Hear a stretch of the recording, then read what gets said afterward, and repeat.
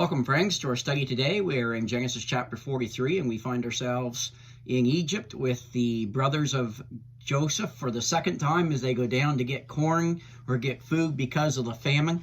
So here they are in the passage that we see today. They've gone down into Egypt for the second time in order to get food, and they have done that after a lengthy discussion and a bit of a feud with their father in the early part of this chapter, and now they have gone down, and certainly there's some mixed feelings that they go down with. So I want to read Genesis chapter 43, verse 15 says this.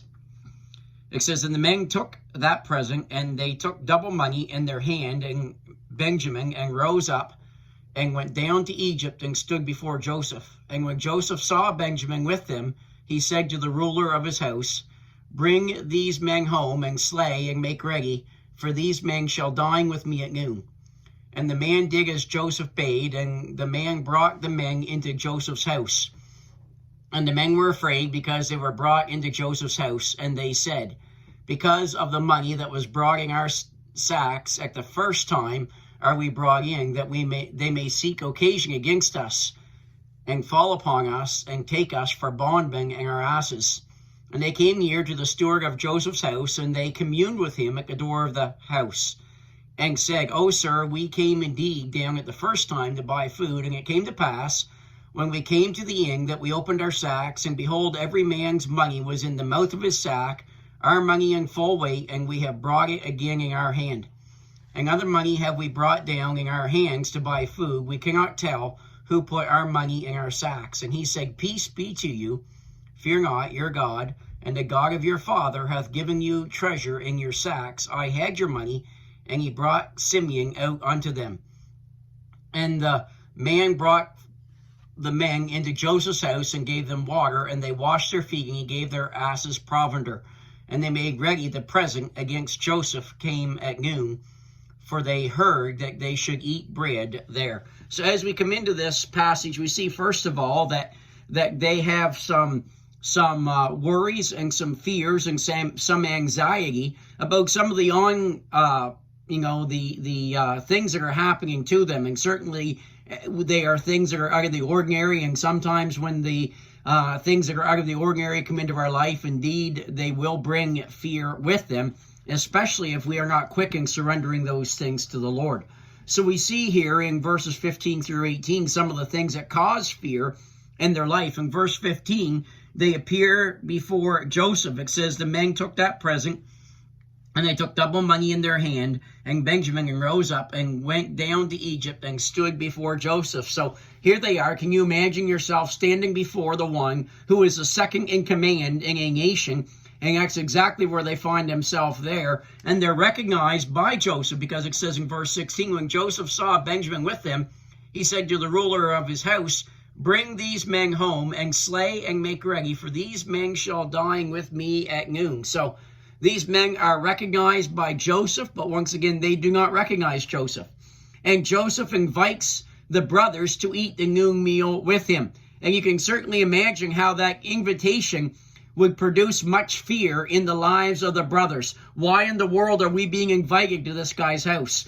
And that kind of thing. And they're taking into Joseph's house in verse 17, and we see in verse 18 that they're very much afraid. It says the men were afraid because they were brought into Joseph's house, and they said, because of the money that was returned in our sacks at the first time are we brought in, that he may seek occasion against us and fall upon us and take us for bondmen and our asses. So we see that as they come to Joseph's house, that they are filled with fear. Now I want you to understand something.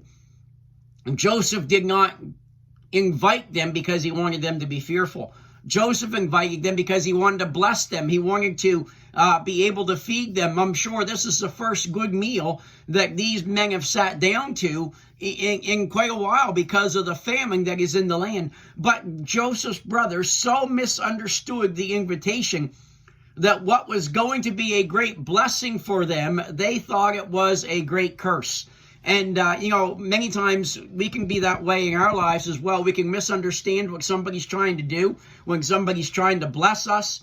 And we think that this is a curse. Why is this coming upon us? But in reality, it's a great blessing. It's a reminder to us that in the midst of adversity, these men had a hard time having faith in God and truly trusting God. And many times you could probably say that you really couldn't boast many times about your faith in a time of adversity. Faith has a tendency to waver. It has a tendency to question what is going on rather than simply trusting God and knowing that God is going to take care of us. And that's where they find themselves. They find themselves at the place that their faith is wavering. Then in verses 19 through 25, there is a confession that is made. We see there in verses 19 through 21 that in fear, they tell the steward of Joseph's house about the money. They say, listen, we came down the first time to get food, and as we went to return home, we found out that every man's money was in his sack. We did not steal the money. We did not know for what reason that the money got put back in our sack. And as you look at those verses in verse 19, you see the brothers are just frantic with fear. And they quickly endeavor to intercede with the steward of Joseph's house in hope of averting doom and in hope of being carried into slavery like they thought they were going to be slaves to the Egyptians.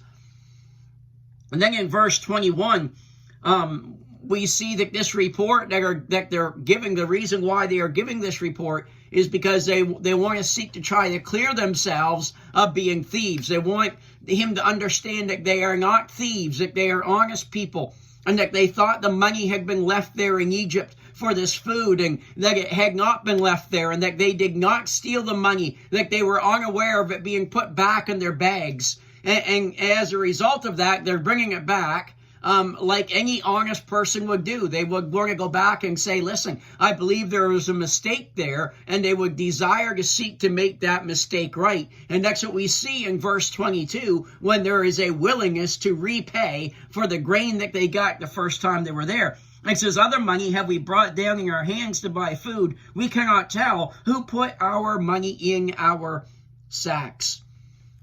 And then we see the steward's knowledge of God in verse 23. He said, peace be to you, fear not, your God and the God of your father hath given you treasure in your sacks. I had your money. And he brought Simeon out unto them. So we see, first of all, here is knowledge of God. This steward indicates by the words, by his words, that the brothers were not suspecting of dishonesty.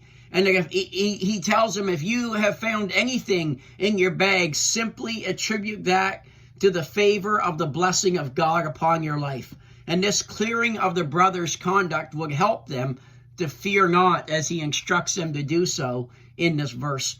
Also, as I read this verse, it reminds me, this steward had some understanding of who God is, which helps me to see that Joseph had taught him about the one true God. Nobody else that is there was going to teach him. It was Joseph that had taught him some things about the one true God. And then in the end of verse 23, we see that they are united with Joseph, which is certainly something that they're very grateful for. They are brought into Joseph's house, and this is after they made their confession about the money.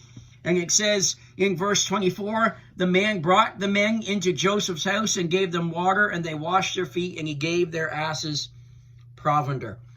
The kindness that was shown to the brothers would help to further remove any fears that were there, and would help them to just relax a little bit, because they, in this passage, are being treated honorably. Even the donkeys that they brought with them to help carry them and their loads are being fed and are being taken care of. And then we see that there's a present for Joseph made ready in verse 25. It says, they made ready the present against Joseph came at noon, for they heard that they should eat bread there. Now, I want you to understand something. This present was a token of respect, not a thing of value. Joseph had plenty, but the custom of presenting a present showed respect for Joseph.